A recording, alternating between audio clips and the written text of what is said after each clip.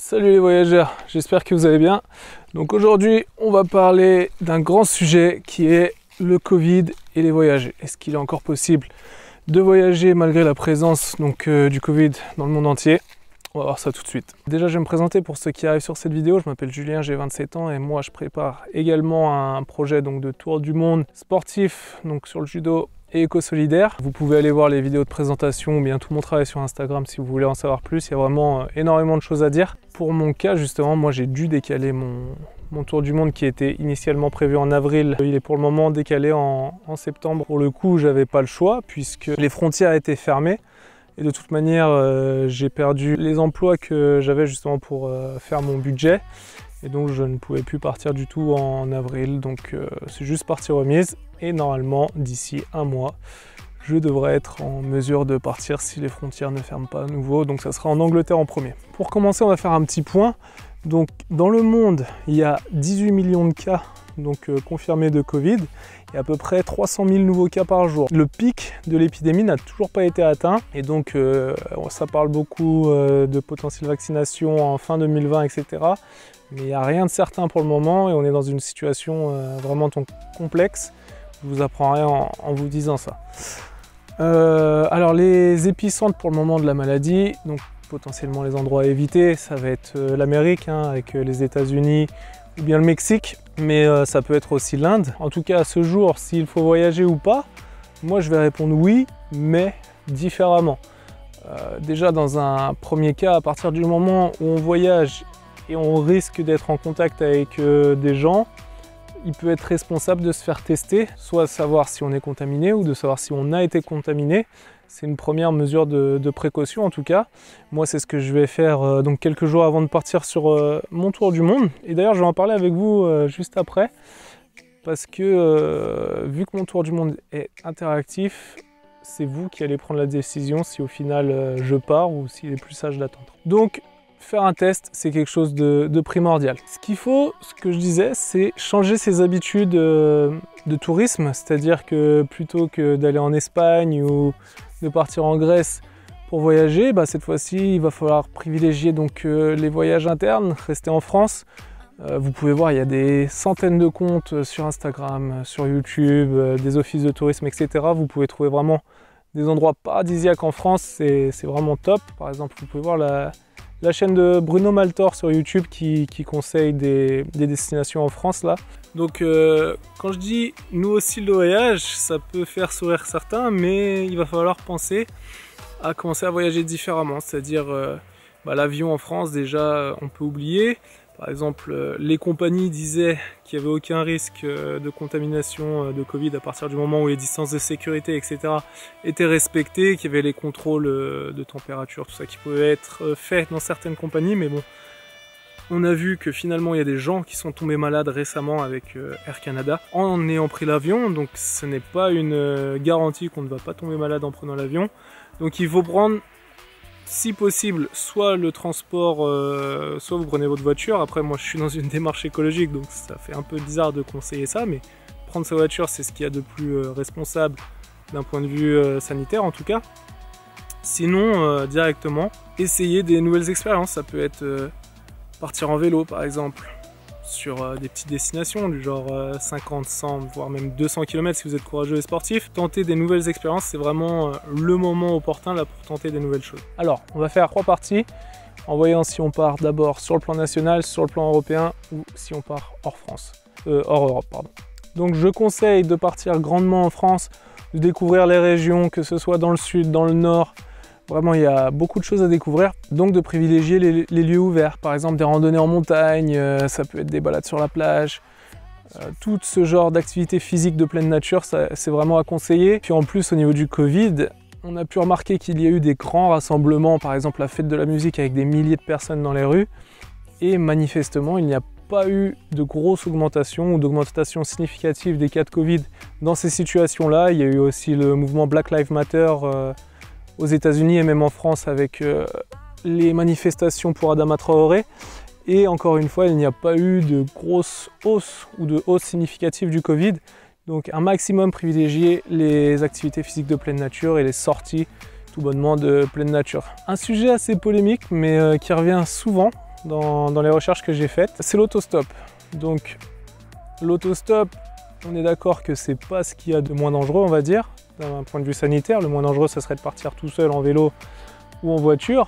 Mais de l'autre côté, il faut réfléchir et parfois c'est peut-être moins dangereux de faire de l'autostop avec un conducteur plutôt que de prendre un avion. Très souvent les avions sont complètement chargés. Par exemple, si on prend du Ryanair pour aller je ne sais où, les avions sont quasiment tout le temps complets. Donc un avion de 182 personnes, à côté de ça l'autostop, je pense que l'autostop c'est quand même moins dangereux. Ça va être pareil pour le train, malgré qu'il y ait des distances, etc. Les chiffres font que ça reste, selon moi, moins dangereux de prendre la voiture et surtout de respecter les mesures de sécurité. Donc, bien entendu, je pars en vacances, je me lave régulièrement les mains, j'ai mon gel hydroalcoolique, je porte le masque particulièrement si je fais de l'autostop. Et de cette manière, en tout cas, c'est quelque chose de plus sécuritaire que de prendre l'avion, par exemple. Après, ce n'est que mon avis. Pour ceux qui sont dans le même cas que moi et donc qui veulent partir en Europe, donc hors de France, pour le moment, les frontières sont ouvertes. Mais il faut savoir, comme je disais juste avant, que de prendre un avion, c'est des risques que vous prenez. Après, si vous voulez prendre le risque, il faut bien entendu penser aux mesures sanitaires basiques, mais surtout aller regarder les mesures gouvernementales du pays en question sur le site info.gouv. Dans mon cas, par exemple, je pars en Angleterre, je sais qu'il n'y a pas besoin de faire de dépistage avant de partir. Moi, je vais quand même le faire par choix personnel. Mais par contre, il faut que je donne une liste de tous les endroits où je vais aller, donc avec la personne qui m'héberge éventuellement ou l'hôtel. Si vous partez hors Europe, bon, pour le moment, c'est pas possible parce que les frontières extra-européennes sont toujours fermées. Pour nous, Français en tout cas. Par contre, pour les autres, elles commencent à réouvrir. Personnellement, je trouve que c'est prendre un risque de partir en extra-européen. Après, vous faites comme vous voulez, mais il y a une possibilité de rester coincé directement en cas de seconde vague ou de devoir revenir avec un billet d'avion qui va coûter une fortune. Donc je trouve que c'est quand même plutôt risqué. C'est vraiment des choses toutes simples que j'ai dit. Mais c'est vraiment important au final, si vous voulez pouvoir voyager, il faut absolument changer vos moyens de tourisme. Alors moi je voulais juste donner mon avis par rapport à ça et donc savoir ce que je vais faire pour mon tour du monde. On est aujourd'hui au moment où je tourne le 4 août et je devrais partir potentiellement en septembre. Je ne vais pas vous donner de date pour le moment, mais en tout cas moi je pense très fortement à une date en septembre. Donc quelques jours avant je vais faire le test. Et en fonction de ça, je vais vous poser la question à vous, donc sur YouTube et Instagram, en faisant un sondage, de savoir si je pars ou si j'attends encore un petit peu que ça se calme. De mon côté, moi j'ai très envie de partir. En plus de ça, il y a des gens qui me soutiennent, donc via les cagnottes de soutien, que ce soit donc les cagnottes de soutien, mais même aussi les services. Il y a des gens qui m'aident, par exemple, à corriger mes textes, qui m'aident à me former sur différentes choses. Donc je sens que cette communauté autour de mon projet est en train de se créer et que vous avez envie aussi donc de partager cette aventure avec moi. C'est pour ça que je vais vous poser directement la question à savoir si je pars ou pas. Moi je vous l'ai dit, j'en ai très envie. Au final il y a tellement de soutien etc. que je ne peux pas me permettre de prendre cette décision tout seul. Je pense que c'est à vous aussi donc de décider si je dois le faire dans ces conditions ou attendre que ça se calme. En parlant donc des cagnottes de soutien, j'avais fait une vidéo la dernière fois donc, qui a super bien marché, j'ai eu des très bons retours et je vous en remercie. C'était la vidéo donc, dans les bois juste à côté où j'allais dormir. Je vais vous mettre juste ici le lien pour pouvoir la voir.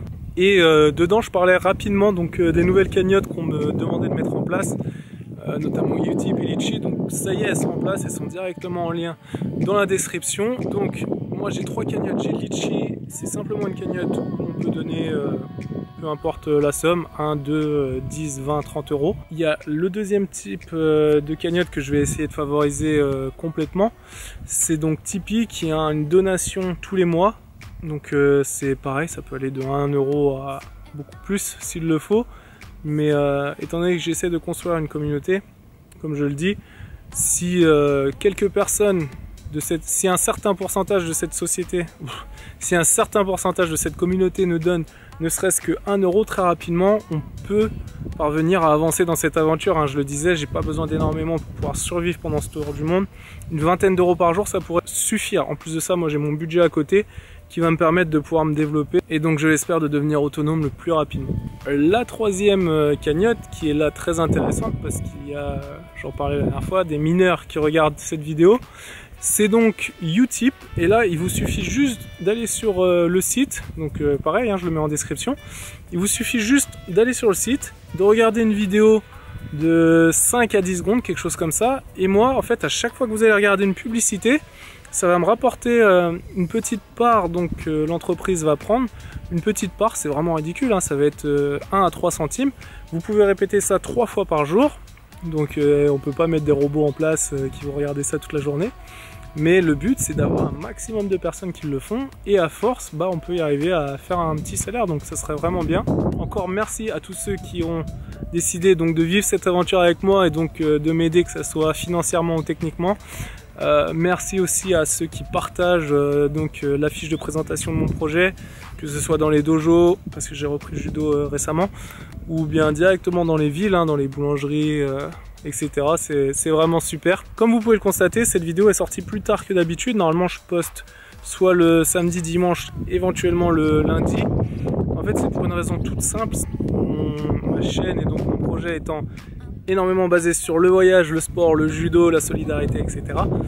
Là, j'ai pas grand chose à dire puisque je suis vraiment dans la préparation. J'ai déjà sorti toute une playlist sur la préparation avec ce que j'ai fait. Et pour le moment, tout ce que je fais, c'est les derniers préparatifs avant de partir, je l'espère très prochainement. Donc ce que je vais faire, plutôt que de vous habituer à vous donner du contenu toutes les semaines et qu'il n'y ait pas forcément de valeur, que ce soit pas forcément très intéressant, je vais décider de poster uniquement quand j'en ai envie. Et potentiellement là, pour le mois d'août, je pourrais être absent jusqu'à mon départ ou quelques jours avant la fin du mois d'août. Dites-moi dans les commentaires donc si vous avez voyagé, si c'était en France ou en dehors de France, et est-ce que vous avez changé donc vos habitudes de vie. En tout cas, je l'espère, on se retrouve très bientôt. Et donc moi, je vais finir ma balade. Allez, sur les voyages.